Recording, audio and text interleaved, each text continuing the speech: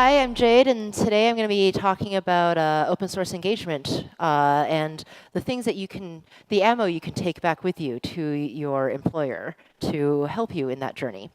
So a bit about my background, and Tamo had done a great job talking about a lot of the recent things. I lead developer relations at Cloudflare.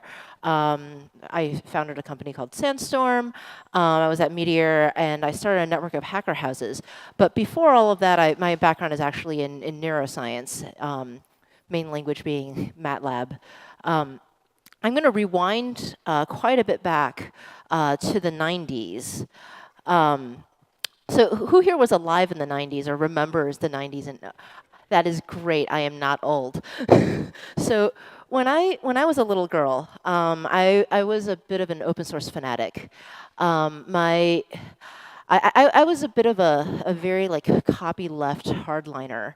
And my father, who taught me to code, didn't see the world the same way that I did, and you know that's a little bit of an understatement. You know, he lived in this very enterprise software world. He worked for a big 5 consulting firm, and they. You know, what would happen is some Fortune 500 company would hire them, and the CIO or the CTO or the CSO had read a Gartner report and said, we need this thing, and this is our checklist, and his employer would have him go implement them. There were a lot of things that we didn't see eye to eye on when it came to the open source world and engaging with the open source community. And as a child, I always felt like, you know, you should do things for the right reasons. Like it was just obviously correct that information wants to be free, and we would talk right past each other. And, you know, that's no good because neither of us convinced each other of anything. Fast forward to the world that we live in today. My world still looks quite different from my father's world, right? Like, you know, he still uses the tools that his employer tells him to use, and his ergonomics are more or less an afterthought. But more and more, my world has sort of started encroaching on his world, right? Like, as much as I would like to think that I just make my own decisions in the ether, I am actually very socially influenced, right? Coming out of the research world, where my main languages had been, you know, MATLAB and R, you know, Ruby on Rails had been all the rage among my friends, and so of course that it made sense to look at those tutorials, right? And then suddenly Node.js was all the rage among my friends, and so of course, you know, with the launch of Meteor, it made sense to build a startup based on top of Meteor. And if I experience a lot of paper cuts, it was very easy for me to make changes based on my own ergonomics. And that has influenced the kinds of choices that I make and the kind of technologies that I choose based on my own ergonomics, based on my own preferences, based on what my friends have told me about because they have had good experiences with those technologies. And the world in which I care about my ergonomics and recommend things to people in my father's world, this is partly why developer relations exists as a field. So I want to give this talk the correct framing, so to speak. Everyone here works in DevRel in some capacity. So you're in a very good position in your organization to champion forms of open source engagement. And of course, it is up to you, since you know your organization best, what's going to work for your organization. But what I hope to do is provide you with the ammo that you need to champion open source engagement in your organization. So, and you know, this goes back to things, me and my father talking past each other. The real reason why I couldn't convince my father at the time was companies often need selfish reasons, self-interested reasons to engage with the open source community. So I'm I'm going to start with one, recruiting. So everyone here works in DevRel. How many people here in DevRel often interface with the recruiting team? You're in a pretty good position to help them out, right? Because you're talking to developers all the time, and they need to hire people. Well, you know what? Recruiting is a really great ally when it comes to open source engagement. Because, all right, let me tell you a little story. When Sandstorm was deciding which company to join, it all kind of falls back on some memories of, you know, how many of you have heard of Cap'n Proto? It's a serialization protocol. Sandstorm is built on top of it. It's what my co-founder Kenton had written to replace protocol buffers after leaving Google. And it's infinitely faster than protocol buffers. Cloudflare, engineers at Cloudflare had contributed 2 different language implementations of Cap'n Proto, one in Go and one in Lua. And not only had they made code contributions, they wrote blog posts about it and talked about it at conferences. This brought Cloudflare to a higher level of awareness to us than every other competitor, right? Like Cloudflare was very much top of mind. And when it came to the decision of whether we were going to join Cloudflare or another company, you can bet this very much put Cloudflare at the top of the list. Positioning the org as an attractive place to work is very, very good for your recruiting team. And so to the extent that open source contributions are, encouraged, you have internal projects that could be useful to a bunch of other people, and your internal engineers get to open source that. That is incredibly powerful as a recruiting tool, especially when they are able to talk about it. And it's also great for the careers of the engineers who have written those projects.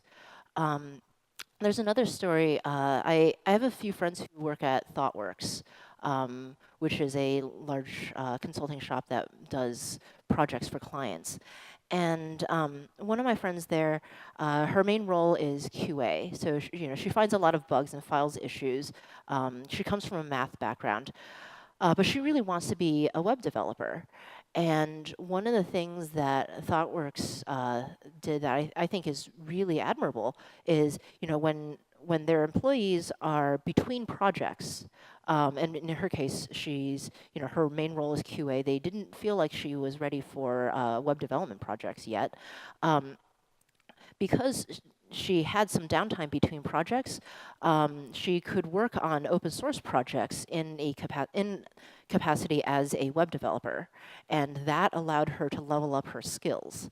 And so the fact that they did that as an employer, making code contributions with extra employee time that was between projects, that was really good for her career.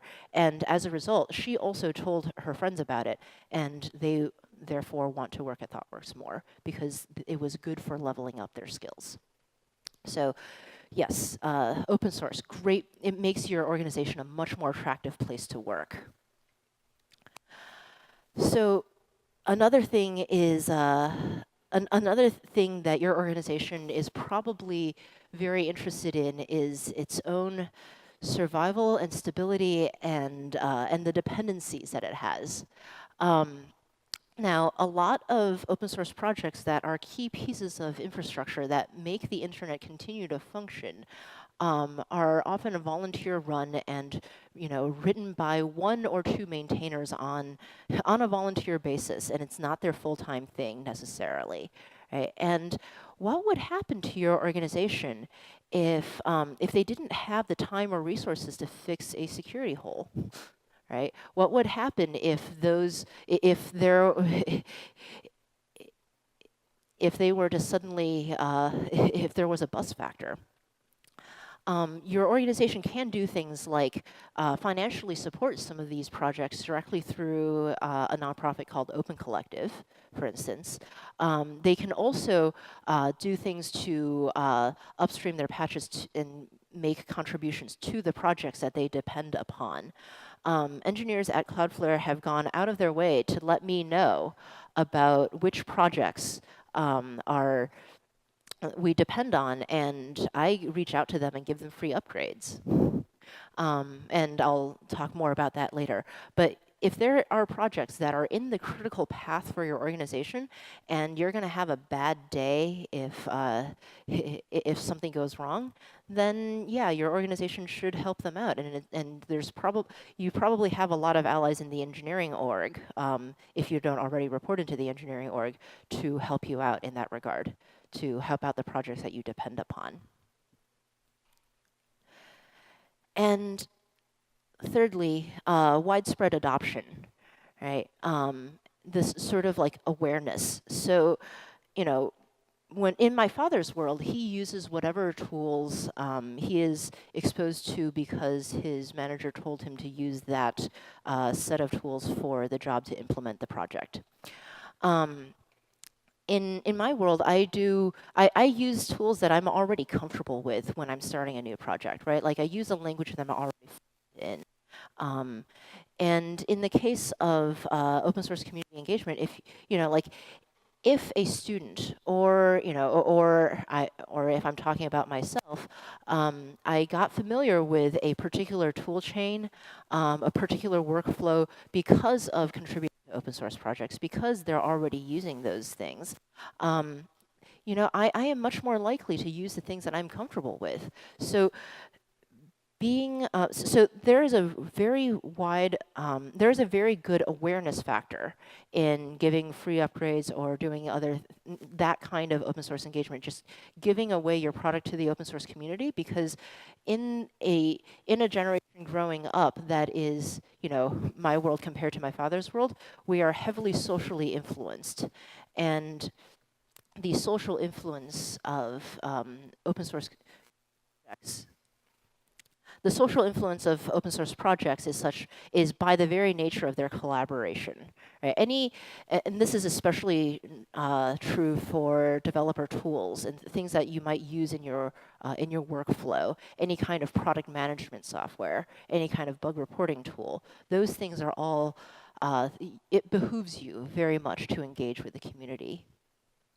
So hopefully, I have, at this point, made the case for open source engagement and generosity within your organization. The specifics of your org and the specifics of the products in your org, and what you can or cannot give upgrades to, those are going to be dependent on the culture of the organization in which you work. But we should totally have a discussion afterwards about what good ammo has worked for you. Feel free to make note of these, but there's a lot of ways that you can support the open source community in addition to just free upgrades or code contributions. We buy pizza for meetup groups that are open source, that are based around any open source technology. You can help them with with filing bugs. You can give them designer time. I know that a lot of open source projects just don't have the design talent to just, make them a nice logo. It's cool. You can support them directly through an organization like Open Collective. And there's a lot of other things that you can do that I haven't necessarily just listed up here. And not all of them have to come from your DevRel budget, right? Like for instance, your free upgrades, they don't necessarily impact your DevRel budget. So there's a lot of things that you can do without having to make a lot of trade-offs.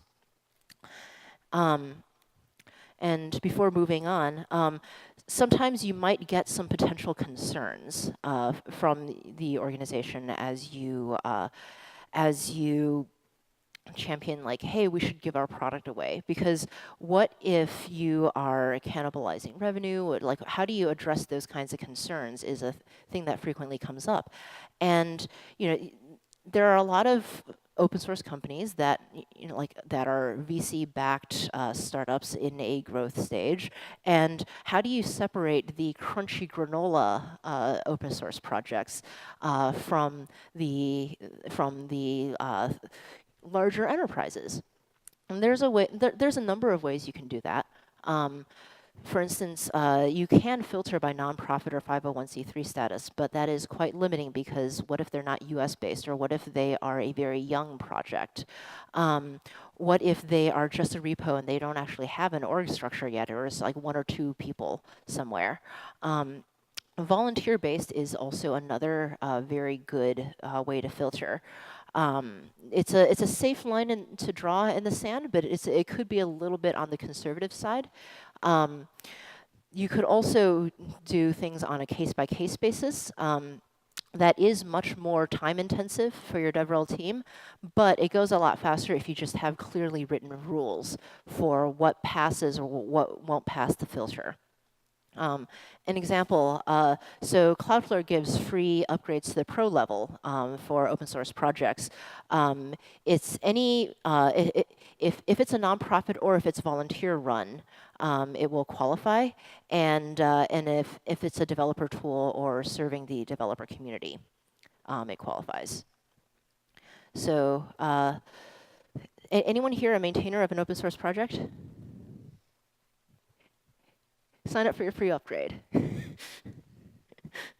Parting thoughts. So this doesn't have to stop at open source engagement, right? Like, you could actually take on other causes that are important or pertinent to your organization, right? You could be helping out net neutrality, for instance, or you know, at Cloudflare, we also have Project Galileo and the Athenian project, where we also give free upgrades for governmental entities in support of democracy. So for elections, which is the Athenian project, and also organizations that are at risk for who are working on civil rights or human rights. So if you have friends who are working on causes that might qualify for either of these, let them sign up.